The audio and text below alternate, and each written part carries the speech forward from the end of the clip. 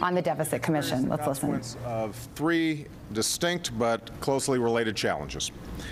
One is a financial crisis born of reckless speculation that threatened to choke off lending to families and to businesses. And this crisis, in turn, led to the deepest recession we've known in generations, costing millions of Americans their jobs and their homes, closing thousands of businesses, and devastating main streets across the country.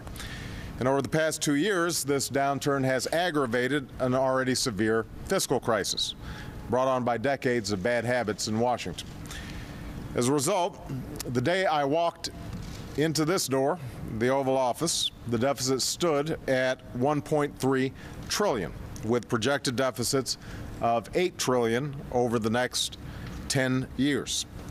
Partly this was caused by the recession, which meant the government was taking in less while demand for assistance for those who had lost their jobs was far greater. Another contributor to our deficit has been the rising costs of health care. Each year, more tax dollars are devoted to Medicare and to Medicaid.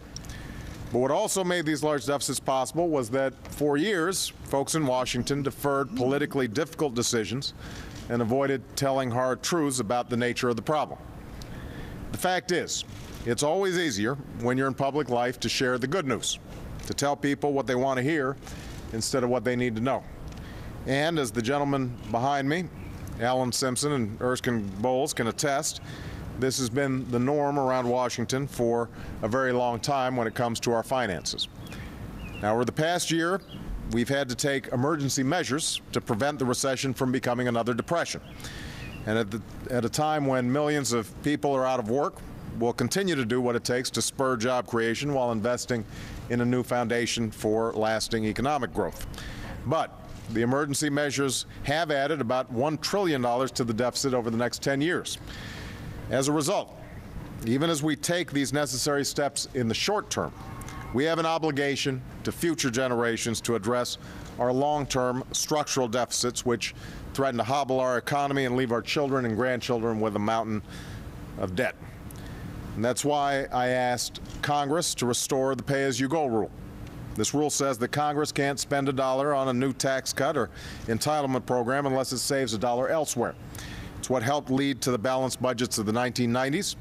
In fact, it was only by abandoning pay-as-you-go that record surpluses turned into record deficits during the course of a decade.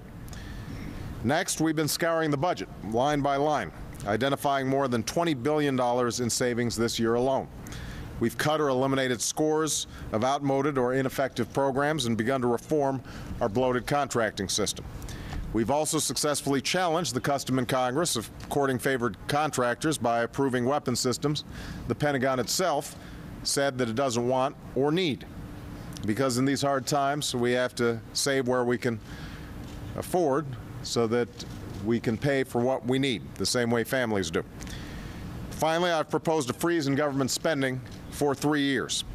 This won't affect benefits through Medicare, Medicaid, or Social Security, and it will not affect national security, including benefits for veterans, but it will affect all other discretionary spending.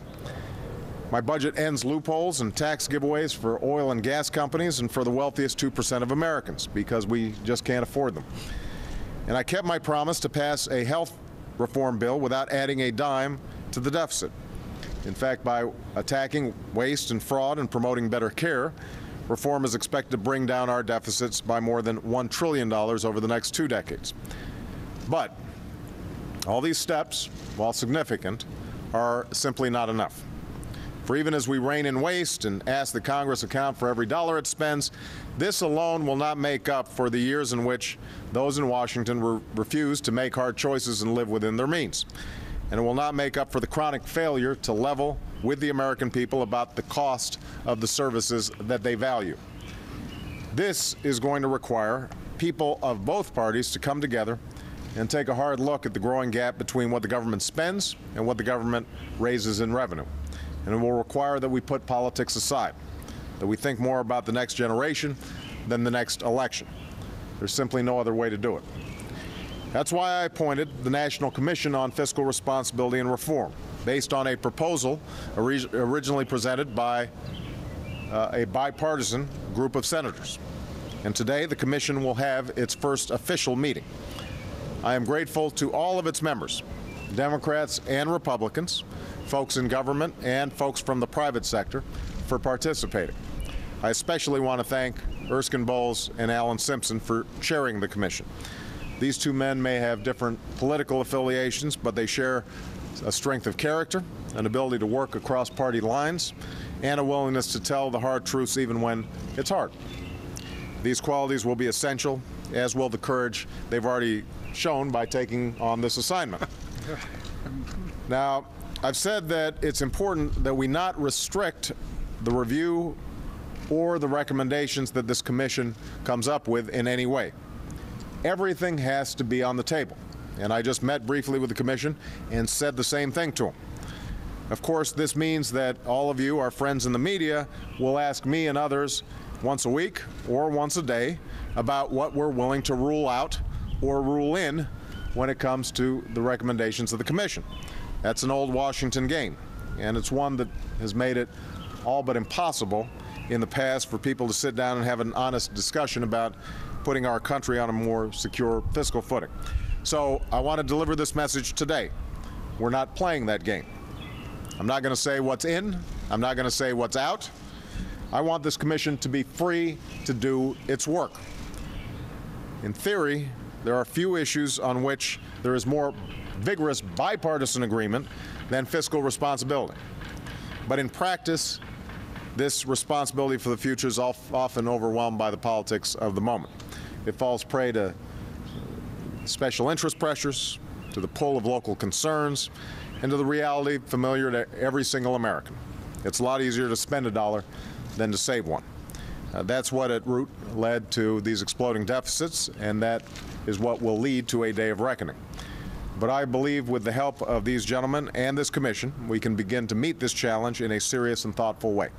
And I believe we must for the future of our country. So, Alan, Erskine, thank you for your participation. I want to thank all the members of the Fiscal Commission. We've got a serious group in there of Democrats and Republicans, private sector and public sector, people who are sincere about this effort, and I told them that we are serious about it as well. I think I've shown over the last year that I'm willing to do things even when they're not popular. A lot of the decisions in terms of getting our budget under control may not be popular, but I think the reason that Alan and Erskine agreed to take on this assignment is that they were convinced I was serious about it, and I'm going to be standing with them as they come up with their recommendations. So thank you very much, everybody. Thank you, Mr. President. Thank you.